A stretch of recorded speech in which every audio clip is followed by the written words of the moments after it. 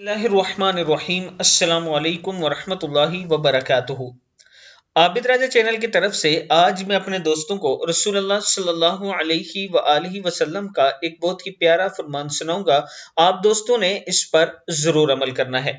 आप सल्लल्लाहु अलैहि वआलिहि वसल्लम ने फरमाया, नबी अकरम सल्लल्लाहु अलैहि वआलिहि वसल्लम से सवाल किया गया, ए अल्लाह के रसूल सल्लल्लाहु अलैहि वआलिहि वसल्लम, कौन सा अमल बेहतर है?